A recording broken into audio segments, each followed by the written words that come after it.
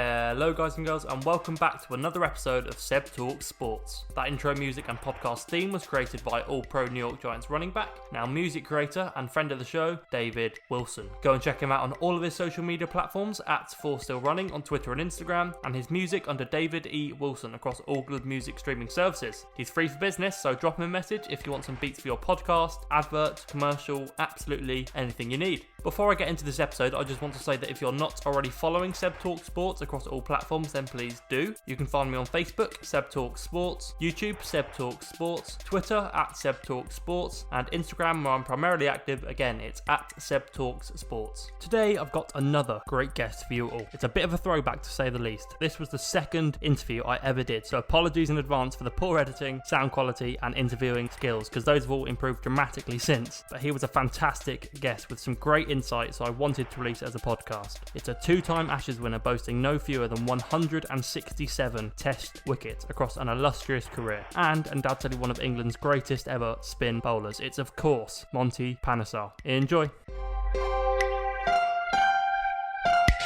My guest today is a two-time Ashes winner who boasts no fewer than 167 test wickets across an illustrious career and is undeniably one of the greatest spin bowlers this country has ever produced. It's an absolute pleasure to welcome Monty Panesar to SebTalkSports. Monty, how are you?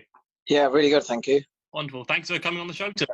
Widely renowned for your prowess as a spin bowler, but isn't it true that you didn't even begin adopting the style until the age of 16 and that your childhood inspiration was Pakistani fast bowler Wasim Ikram? Yeah, Wasim Akram. Yes, sorry, yeah. Yeah, I always wanted to be like him, and the problem is I didn't get quicker. So when I wasn't getting quicker, I had to then, when you're a youngster, everyone's like, oh, if you're tall and you're big, you're a fast bowler. If you're quite nimble and slim build, you're a spin bowler. If you're like quite short and got good balance, yeah, you got to be a batsman, like all the greats. Yeah. And that's just how it was in cricket. I was quite tall, I had broad shoulders, but I couldn't get quicker. So you sort of naturally fell into the spin style of the two. Yeah. Some people may not know that your first ever test wicket came against the greatest batsman of all time in Sachin Tendulkar. How did it feel to dismiss one of your favourite ever players and announce yourself to the cricketing world in such a high-profile fashion? Well, I couldn't believe it, to be honest. It's like scoring more points in an NBA game than Michael Jordan, and you're making your first game. It's your debut game, do you know what I mean? Yeah. Something that you don't really think can happen. But I think at the time we didn't have DRS, so let's be honest, probably was going down leg, if you ask me. Do you remember how you celebrated that wicket? Yeah, I just went crazy. I couldn't believe I was that good as a cricketer. Like sometimes it's not even that good as a cricketer. It's a moment. I don't know. It's just like is that really happened? I'm taking my first test wicket at Sachin Tendulkar like that. That's the crazy thing. It's just talking about it sounds so real, so surreal. Yeah, I mean, when I was doing my research, when I first found that out, I was quite shocked as well. Like, I knew you're obviously a highly regarded bowler, but to dismiss Tendulkar as your first ever wicket is sort of unheard of, really. Exactly. You said it spot on. It's unheard of. This is not something you just think about. As the first Sikh ever to play for England, what was it like to represent the religion for the international team and pave the way for others to follow? Well, I think, when I spoke to my coaches and even my parents, they were like, cricket's one thing and religion is another. They're two separate things. You're playing cricket for your passion. And that's what my parents said. I just want you to focus on that. And if the religion side of things and your faith helps you to perform better, that's fine. But I don't want you to bring in faith and religion into sport. They're two separate topics. Yeah. You're a sportsman, you're a cricketer, and you're born into a Sikh family. That's how my parents helped me to distinguish both things, because I was aware that I was the first Sikh and people probably look up to me. And my parents said, look, you may be the first Sikh, which is a proud thing for our Sikh religion and faith. And also, it's a proud moment between England and India because it's of two nations. But you're there as a cricketer, you're judged on your wickets, you're judged on your performance, you're judged on being a good team man. And I want you to focus on that.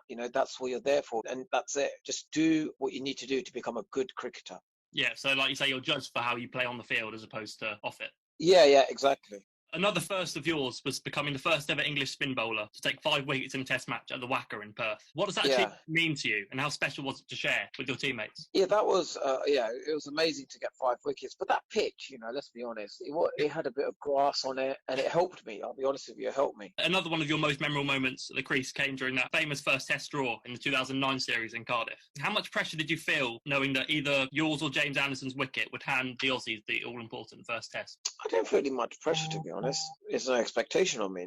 People are not going to really expect anything from you. Everyone's thinking that I'm going to get out early and not be there for a long period of time. But in fact, how do I say, it was unexpected. Let's put it that way. You just didn't think you'd be able to play out those last final few overs. Was it 12, I think? Yeah, look, well, I never thought it would happen. It's just unbelievable how these things just come about. I think what it is, it's like you've asked me the question, and even I'm thinking like, wow, did that really happen? It's like, are you sure you're asking me the right question here? Because you're making, even I'm thinking, oh my God, we did save a test match, and I don't know how that happened. I honestly don't know how it happened. And you know what? That's what sport is. Sport has these miracle moments. Sport has these moments where there's many times a lot of teams have come back from defeat or, like the great escape. And this was one of them. It's just a great escape. And I'm very fortunate to be part of a great escape. So one of your teammates, Andrew Strauss, acclaimed you for your hard work ethic at such a young age. How important do you think it is to adopt a hard work ethic as a cricketer? And who was responsible for shaping your mentality? I think, sometimes it's the attitude that people play cricket with. I had a life coach and a mentor, which I always recommend people should have. But I think it's just to do with how people are. When going gets tough, or if you're confronted against a tough situation, we just had this environment where everyone would rise to the occasion. No one will back away. And I think that's important. That's really important, to be around an environment where people don't shy away from challenging, confronting moments. And would you say it's sort of like setting an example for other people? So as you were sort of growing into the team, you would get youngsters coming. Well, I don't know. How can you set an example when you practically got to experience it? Do you know what I mean? Absolutely. I think what it does is that when every cricketer has the opportunity, they've got to rise to the occasion. If they're not going to rise, then you're always going to be known for like a person, or when we need this person to rise to the occasion, he doesn't. So then you always know that, or maybe this is not the cricketer we need in the team, because when it's a tough situation, we're not going to rely on him. And to play regular on a long period of time, you've got to be a type of cricketer that can tough out tough situations. Because there'll always be someone to replace you waiting in the wings. Exactly. There'll be another cricketer who probably fancies taking on the tough moments. So in 2009, you joined the South African team High Veld Lions. What was the reason for your move to South Africa, and how easy was it to acclimatise to the culture out there? That was good. Flatter wickets. I learned a lot about spin. I remember getting Vibe Duplessis out LBW when he was just a youngster then. It's interesting when you play in different countries how people play cricket. And in South Africa, it's like batsmen can bat really well. And it's more of a bowler's thing. And yeah, I really loved it. It really challenged me as a spinner. Obviously, a lot of people don't make it. Was there ever a time you thought you wouldn't be a professional and want to change career? Because I know that you do a lot of media stuff now. So what would you have been if you hadn't become a cricketer? Probably a film actor. Really? What's the interest behind that? Well, I've always liked acting, and maybe that's what I'll do now. Once the cricket's over, go into TV, media, broadcasting, acting. Yeah. See more of Monty on our screens. Yeah.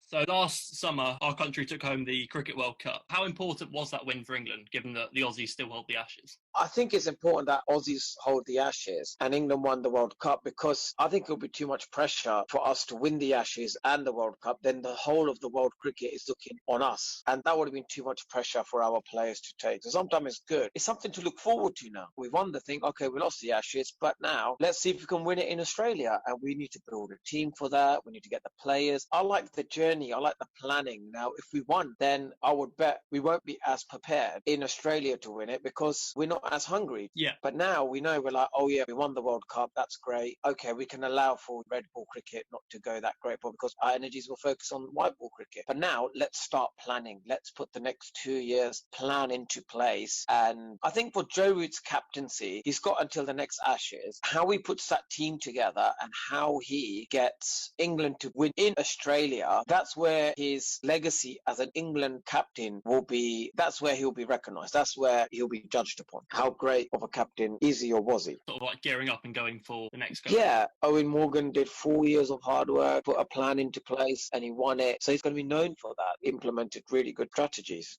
Spoken publicly about your battles with mental illness. What kind of support did the ECB provide you? And more importantly, how are you feeling now? I think the support that I got was to get some help from psychiatrists, go and talk to them when maybe things weren't great. Maybe, when I was taking medication, take it if I needed it. And then I worked my way on getting better, which I'm 100% back now. But what I realised is actually the PCA do a lot for the players. But what about the normal person, just a normal person who does a 9 to 5? Do they get that kind of support? That's why, people find it difficult, because PCA gave us a lot of support. They're very expensive having these meetings, but they're worth it because they are very good at what they do. There'll be some young cricket fans watching or listening to this. What's one piece of advice you could give to those looking to either pursue a career or just carry on playing as a hobby? I think cricket is for people, if you want to make it to the top, it's for people who are like 100% love competition. When they're in a battle, they don't shy away, they go for it. And you'll know that as a youngster, you're like, actually, you know what? I don't fancy it when it's the new ball and they bowl it quick. I don't think this is for me. But if you like it, you like taking on challenges, and you know that, yeah, I'm going to have more unsuccessful days than successful days, then cricket is for you. Sports is for you because you've got the character for it. And that's something that you got to make your mind up very quickly. Monty, this was an absolute pleasure. Thank you very much for your time. Where can people find you on social media and keep up to date? At Monty Panesar on Twitter and Instagram, just give me a message. I'm also a radio presenter as well. Tune in on 558 AM Punjab Radio. Any of these things, just get in touch. I'm happy to help anyone. Wonderful. I'll leave all your links down below so people can find you easily. Thank you very much. Thank you very much for your time. I really, really appreciate it. Absolute pleasure, mate. Absolute pleasure. Thank you for giving me the opportunity to speak on your platform, and thank you for having me on your show. I really appreciate it. And there he was, the one and only Monty Panesar. A brilliant guy, fantastic cricketer, and a man doing great media work at the moment. Like I said earlier in the interview, hopefully we'll see some more of Monty on our screens. And if you want to keep up to date with what Monty's up to, then please check him out across his platforms. All of the links you need are in the description of this episode. I've got many more great guests coming very soon, so stay tuned right here on SebTalksSports. And to take us out as usual, here's another brilliant track by All-Pro New York Giants running back, turned music creator and friend of the show, David Wilson. Catch you soon, guys.